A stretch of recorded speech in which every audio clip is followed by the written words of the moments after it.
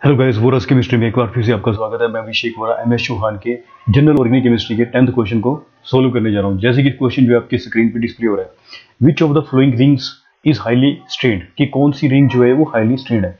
तो आप देख सकते हैं कि स्टूडेंट्स ये जो ऑप्शन है वो 6 मेंबर्ड जो है इलेक्ट्रॉन है, 6 मेंबर्ड इलेक्ट्रॉन है। तो इसमें जो हम लोग यहाँ पे जो 6 मेंबर्ड मेरे जो रिंग होता है, मेरे जो एंगल होता है दैट इज कितना होता है 120 डिग्री होता है।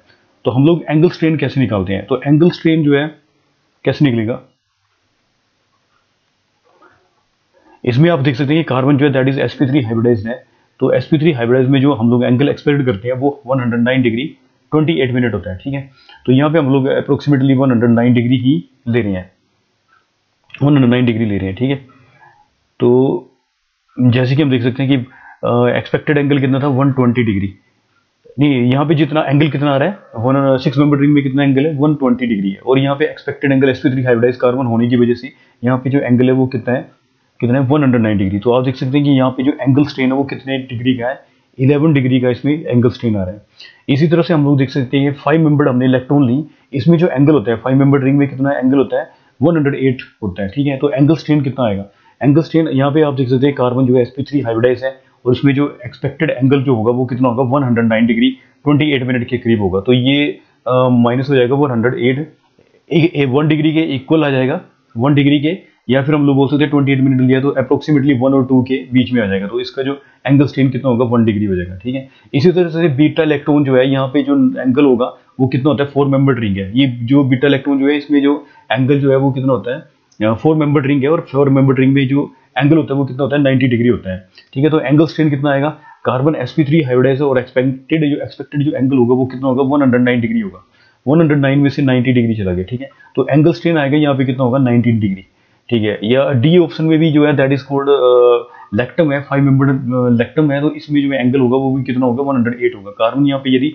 sp3 हाइब्रिडाइज है तो यहाँ पे जो एंगल स्ट्रेन जो होगा वो जो है अप्रोक्सीमेटली कितना होगा 2 डिग्री के करीब होगा, क्योंकि 109 डिग्री 28 मिनट है उसमें से 108 हो रहा है, ये 1 या 2 के डिग्री जो है इसका एंगल स्ट्रेन होगा। तो आप देख सकते हैं कि स्टूडेंट्स में एंगल स्ट्रेन कितना आ रहा है, ए ऑप्शन में 11 आ रहा है, बी ऑप्शन में कितना आ रहा है 1 या 2 डिग्री आ रहा है, और सी ऑप्शन में एंगल स्ट्रेन जो है वो कितना आ रहा है 19 डिग्री आ रहा है। तो आप देख सकते हैं कि एंगल स्ट्रेन जो है सबसे ज्यादा डी ऑप्शन में कितना आ रहा है 2 डिग्री के करीब आ रहा है, ठीक है। तो एंगल स्ट्रेन जो है वो सी ऑप्शन में सबसे ज्यादा आ रहा है। तो इसका जो आंसर होगा 10th का सी होगा। या फिर हम लोग दूसरे वे में बोल सकते हैं कि एंगल स्ट्रेन जो है वो किसके जो होता है that is inversely proportional to, angle strain जो वो इनवर्सली प्रोपोर्शनल टू किसके होता है, एंगल स्ट्रेन जो है वो किसके इनवर्सली प्रोपोर्शनल है, साइज ऑफ रिंग। किसके इनवर्सली प्रोपोर्शनल होता है, size of ring, size of ring के इनवर्सली प्रोपोर्शनल होता है। आप देख सकते हैं कि फर्स्ट जो इलेक्ट्रॉन है वो 6 मेंबर्ड इलेक्ट्रॉन है, और जो बी जो ऑप्शन जो है वो कितना है 5 मेंबर्ड इलेक्ट्रॉन है, और जो सी ऑप्शन जो है वो 4 मेंबर्ड इलेक्ट्रॉन है, और ये इलेक्ट्रम जो है that is also 5 membered Electrum है। तो आप देख सकते हैं कि सबसे जो स्मॉल रिंग जो है वो सी ऑप्शन में जो है बीटा इलेक्ट्रॉन की जो है वो 4 मेंबर्ड रिंग जो है सबसे स्मॉल रिंग है। तो जितना साइज रिंग का स्मॉल होगा उतना ही एंगल स्ट्रेन जो है वो ज्यादा होगा। तो इसलिए जो हम लोगों को पूछा गया था कि कौन सी जो रिंग जो है वो हाईली स्ट्रेन्ड है, तो सी जो ring that is called beta electron, क्योंकि ये 4 मेंबर्ड रिंग है, सबसे जो है साइज रिंग का सबसे स्मॉल है, जिसकी वजह से ये हाईली स्ट्रेन होगी। तो 10th का जो आंसर होगा वो सी होगा। स्टूडेंट 11th क्वेश्चन जो है आपकी स्क्रीन पे डिस्प्ले हो रहा है, the functional group present in, ये जो कंपाउंड दिया गया है कोर्टिसोन, इसमें हम लोगों क्रोटिसोन में जो है हम लोगों को फंक्शनल ग्रुप फाइंड आउट करने के लिए बोला गया है। तो स्टूडेंट आप देख सकते हैं कि ये जो functional group that is called कौन सा है, कीटोनिक फंक्शनल ग्रुप होता है ये, है ना, सी डबल बॉन्ड ओ, ये कौन सा फंक्शनल ग्रुप आ गया, कौन सा फंक्शनल ग्रुप आ गया, कीटोनिक फंक्शनल ग्रुप आ गया, ये कीटोनिक फंक्शनल ग्रुप है, ठीक है। और यहाँ पे आप देख सकते हैं कि डबल बॉन्ड आ रहा है, तो डबल बॉन्ड आ रहा है तो डबल बॉन्ड का मतलब क्या है, यहाँ पे जो फंक्शनल ग्रुप होगा वो कौन सा होगा, एल्कीन होगा, ठीक है। और आप देख सकते हैं कि यहाँ पे फिर दोबारा सी डबल बॉन्ड आ रहा है, सी डबल बॉन्ड वो कहाँ पे होता है, कीटोनिक ग्रुप में, तो ये जो फंक्शनल ग्रुप जो है दैट इज आल्सो कीटोन है, ठीक है। आप देख सकते हैं कि यहाँ पे जो फंक्शनल ग्रुप जो आ रहा है वो CH2OH एल्कोहलिक ग्रुप आ रहा है, तो यहाँ पे जो फंक्शनल ग्रुप होगा वो एल्कोहल होगा।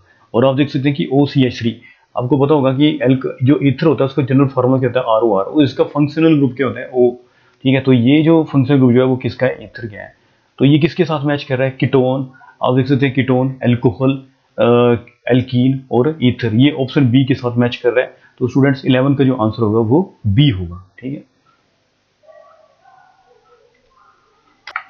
स्टूडेंट 12th क्वेश्चन जो है आपकी स्क्रीन पे डिस्प्ले हो रहा है। Select the acid with highest के ए वैल्यू। हम लोगों को पूछा गया है कि हाईएस्ट के ए वैल्यू किसकी होगी, हाईएस्ट के ए वैल्यू किसकी होगी, ठीक है, या फिर लोएस्ट पी के वैल्यू किसकी होगी। तो स्टूडेंट आप लोगों को पता होना चाहिए कि जो एसिडिक स्ट्रेंथ जो है, एसिडिक स्ट्रेंथ जो वो डायरेक्टली प्रोपोर्शनल टू किसकी होती है, एसिडिक स्ट्रेंथ जो है वो डायरेक्टली प्रोपोर्शनल टू के ए वैल्यू होती है, के ए वैल्यू, ठीक है।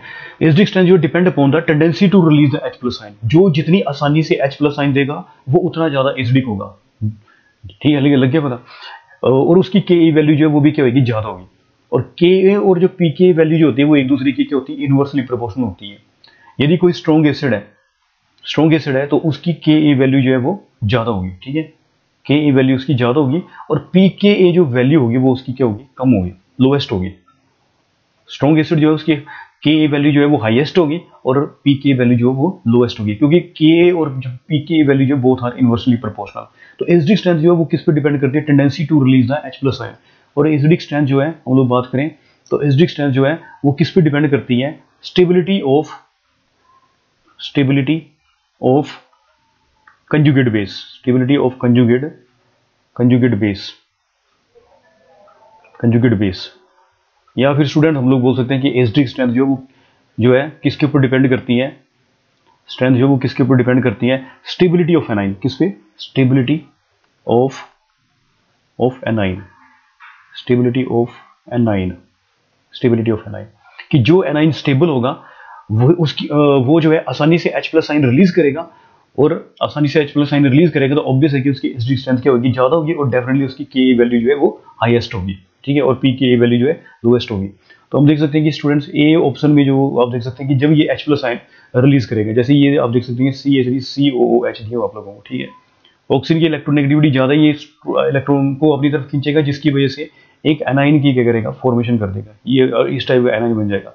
बी ऑप्शन में ये भी जो है ये भी क्या करेगा, H+ आयन रिलीज करेगा, तो आप देखते हैं कि इस टाइप से CHCl2 है ना, और ये बन जाएगा COO-, ठीक है, इस टाइप के एनाइन की फॉर्मेशन हो जाएगी, ये H+ आयन निकल जाएगी यहाँ से ना, तो ये बन जाएगा Cl2CHCOO-। और इसी तरह से C जो है ऑप्शन में आप देख सकते हैं कि ये यदि H+ आयन इस वाले H+ आयन को रिलीज करे तो इस टाइप के एनाइन की फॉर्मेशन होगी, ये आएगा, इस टाइप का एनाइन बन जाएगा, ठीक है, इस टाइप का एनाइन बन जाएगा। और डी में आप देख सकते हैं कि इस टाइप का एनाइन बनेगा, H+ आयन निकलने के बाद इस टाइप के एनाइन की फॉर्मेशन होगी। यहाँ पे क्लोरीन है और ये आ गया, इस टाइप की एनाइन बन जाएगा। अब ये जो एनाइन की जो एसिडिक स्ट्रेंथ जो वो किसके ऊपर डिपेंड करती है, स्टेबिलिटी ऑफ एनाइन। यदि किसी के ऊपर चार्ज पॉजिटिव ज्यादा है, नेगेटिव चार्ज यदि ज्यादा है किसी स्पीसीज पे, वो रिएक्टिव स्पीसीज होगी, उसकी स्टेबिलिटी क्या होगी, कम होगी।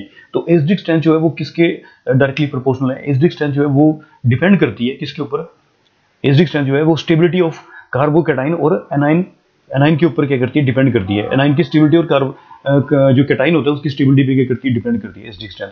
और जो एसिडिक स्ट्रेंथ जो है वो किसके ऊपर डिपेंड कर रही है, एनाइन की जो स्टेबिलिटी होती है वो कैसे होती है, electron withdrawing group -I effect.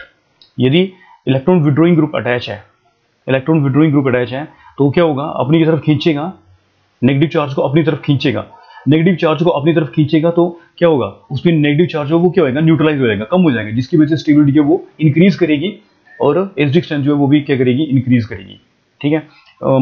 जो इंडक्टिव इलेक्ट्रॉन विड्रॉइंग ग्रुप जो होते हैं वो उनका इफेक्ट जो है -I होता है या फिर -M जो है इफेक्ट होता है, ठीक है। तो आप देख सकते हैं कि यहाँ पे जो है अल्काइल ग्रुप जो है वो इलेक्ट्रॉन कौन सा है, रिलीजिंग ग्रुप है। कौन सा ग्रुप है ये, इलेक्ट्रॉन रिलीजिंग ग्रुप है। इसका इफेक्ट जो होगा +I इफेक्ट होगा, तो ये इलेक्ट्रॉन इसको दे रहे हैं, ठीक है, इस पर नेगेटिव चार्ज और बढ़ रहा है, तो जिसकी वजह से इसकी स्टेबिलिटी क्या होगी, कम हो जाएगी। अब जो आप देख सकते हैं कि ये Cl2 ग्रुप जो है वो कौन सा ग्रुप है, इलेक्ट्रॉन विड्रॉइंग ग्रुप है, -I इफेक्ट होता है इसका, इलेक्ट्रॉन विड्रॉइंग ग्रुप, ठीक है, इलेक्ट्रॉन विड्रॉइंग ग्रुप है, ये इलेक्ट्रॉन को अपनी तरफ खींचेगा, ठीक है, तो जिसकी वजह से इस पर नेगेटिव चार्ज क्या होगा, कम हो जाएगा और स्टेबिलिटी क्या होगी, ज्यादा हो जाएगी। तो ये एनाइन काफी ज्यादा क्या होगा, स्टेबल होगा, इस एनाइन की स्टेबिलिटी जो है वो काफी क्या होगी, ज्यादा होगी।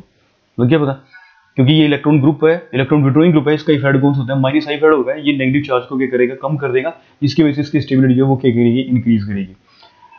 आप देख सकते हैं स्टूडेंट्स यहाँ पे जो है that is cold CH2 group attach हो रखे हैं, ये जैसे यहाँ पे CH2 ग्रुप है, यहाँ पे भी क्या है CH2 ग्रुप और यहाँ पे CH2 ग्रुप है। तो ये CH2 ग्रुप जो होते हैं वो इलेक्ट्रॉन कौन से होते हैं, रिलीजिंग ग्रुप होते हैं, और इनका इफेक्ट जो होता है वो कौन सा होगा, प्लस इलेक्ट्रॉन रिलीजिंग ग्रुप है, जिसकी वजह से ये क्या कर रहे हैं, नेगेटिव चार्ज को क्या कर रहे हैं, बढ़ा रहे हैं। डेफिनेटली हम लोग मानते हैं कि यहाँ पे आयोडीन है और उसका इफेक्ट कौन सा होता है, माइनस आई इफेक्ट होता है, माइनस आई इफेक्ट होता है। पर ये जो ये जो इंडक्टिव इफेक्ट होता है that will depend upon the distance. आप देख सकते हैं कि ये काफी दूर है, इसका इफेक्ट जो है 3 कार्बन तक होता है, उसके बाद जो है इसका कोई भी इफेक्ट नहीं होता है। तो आप देख सकते हैं कि यहाँ पे जो है ये काफी डिस्टेंस पे है, काफी दूर है, तो इसका कोई भी इफेक्ट नहीं होगा यहाँ पे। तो यहाँ पे जो इफेक्ट चलेगा वो कौन सा चलेगा, इलेक्ट्रॉन रिलीजिंग इफेक्ट चलेगा, जिसकी वजह से ये जो एनाइन जो होगा वो क्या होगा उस ये डिस्टेबलाइज होगा, इसकी स्टेबिलिटी क्या होगी, कम होगी। इसी तरह से क्लोरीन आप देख सकते हैं कि क्लोरीन जो है that is also electron withdrawing group होता है, माइनस आई इफेक्ट होता है इसका, पर ये भी जो है काफी दूर है, जिसकी वजह से इसका इफेक्ट जो है वो भी नेग्लेजिबल होगा। ठीक है, अब ये आप देख सकते हैं कि CH2 लगे हैं, तो ये इलेक्ट्रॉन रिलीजिंग ग्रुप है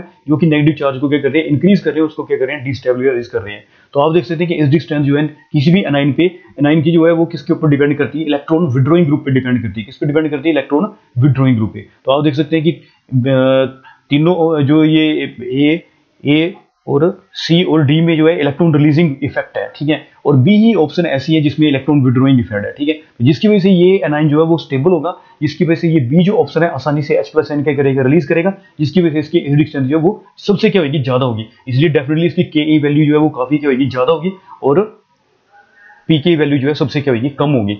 तो इसकी जो है ये बी ऑप्शन जो है इसकी हाईएस्ट Ke वैल्यू होगी और लोएस्ट जो है Pka वैल्यू होगी, ठीक है। स्टूडेंट 13 क्वेश्चन जो है आपके स्क्रीन पे डिस्प्ले हो रहा है, most stable carbocation among the flowing among the given example, इसकी कौन सा कार्बोकेटाइन जो है सबसे ज्यादा स्टेबल है। तो आपको पता होना चाहिए स्टूडेंट्स की कार्बोकेटाइन की जो स्टेबिलिटी होती है वो किसके ऊपर डिपेंड करती है, एल्काइल के ऊपर। एल्काइल ग्रुप यदि ज्यादा है तो इलेक्ट्रॉन रिलीजिंग इफेक्ट ज्यादा होगा और न्यूट्रलाइजेशन ऑफ पॉजिटिव चार्ज जो है ज्यादा होगा। पहले हम लोग बात करें कि यहाँ पे कौन सा कार्बोकेटाइन है। ये आप देख सकते हैं कि ये स्टूडेंट ये कार्बन जहाँ पे पॉजिटिव चार्ज है ये कौन सा कार्बन है, टर्शरी कार्बोकेटाइन है, क्योंकि ये 3 कार्बन के साथ अटैच है, 1, 2 और 3 कार्बन के साथ, ठीक है। और आप सेकंड ऑप्शन में देख सकते हैं कि आप ये यहाँ पे जो कार्बन हैविंग पॉजिटिव चार्ज जो है वो कितने कार्बन के साथ अटैच है, वो 2 कार्बन के साथ अटैच है, इसलिए ये कार्बोकेटाइन जो है वो सेकेंडरी कार्बोकेटाइन होगा। ये कार्बन ये वाला जो कार्बन है आप देख सकते हैं कि ये वाला कार्बन एक ही कार्बन के साथ अटैच है, तो ये प्राइमरी कार्बन है, ठीक है। और डी जो है आल्सो प्राइमरी कार्बोकेटाइन है। तो आपको पता होना चाहिए कि प्राइमरी कार्बोकेटाइन जो स्टेबिलिटी का जो ऑर्डर होता है, स्टेबिलिटी का ऑर्डर वो सबसे ज्यादा स्टेबिलिटी किसकी होती है, टर्शरी कार्बोकेटाइन जो है वो सबसे ज्यादा स्टेबल होता है, और उसके बाद सेकेंडरी, और उसके बाद क्या होता है, प्राइमरी, क्योंकि इसमें नंबर ऑफ एल्काइल ग्रुप ज्यादा होते हैं, जिसकी वजह से जो पॉजिटिव चार्ज का जो न्यूट्रलाइजेशन होगा वो क्या होगा, ज्यादा होगा। यहाँ पे पॉजिटिव चार्ज जो है न्यूट्रलाइज होगा, क्योंकि 3 तरफ से इलेक्ट्रॉन जो है रिलीजिंग ग्रुप जो है इलेक्ट्रॉन जो है रिलीज हो रहे हैं 3 साइड से, प्लस आई इफेक्ट जो 3 साइड से प्लस आई इफेक्ट लग रहा है, इंडक्टिव इफेक्ट लग रहा है, तो जिसकी वजह से प्लस आई इफेक्ट जो है पॉजिटिव चार्ज को क्या करता है, न्यूट्रलाइज करता है। तो जितना न्यूट्रलाइजेशन पॉजिटिव चार्ज ज्यादा होगा उतनी स्टेबिलिटी जो है वो भी ज्यादा होगी। तो पॉजिटिव चार्ज जो न्यूट्रलाइजेशन जो है इस केस में जो है टर्शरी कार्बोकेटाइन में सबसे ज्यादा है, ठीक है, सबसे ज्यादा है, इसलिए इसकी स्टेबिलिटी क्या है, सबसे क्या होगी, ज्यादा होगी, ठीक है। आप देख सकते हैं कि यहाँ पे प्लस आई इफेक्ट जो है 2 जगह से 2 साइड से ऑपरेट हो रहा है, और यहाँ पे जो प्लस आई इफेक्ट जो है एक ही साइड से क्या हो रहा है, ऑपरेट हो रहा है, और यहाँ पे तो चलो ठीक है। तो आप देख सकते हैं कि प्लस आई इफेक्ट जो है वो सबसे ज्यादा कहाँ पे है, टर्शरी पे जो है प्लस आई इफेक्ट जो है ज्यादा है, जिसकी वजह से न्यूट्रलाइजेशन ऑफ पॉजिटिव चार्ज क्या होगा, ज्यादा होगा।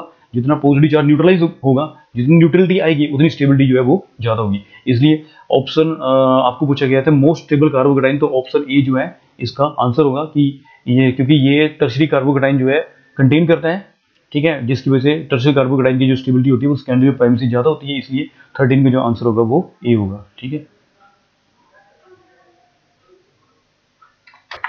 तो स्टूडेंट इसी तरह की वीडियोस देखने के लिए चैनल को लाइक करें, शेयर करें, सब्सक्राइब करें। Thank you for watching.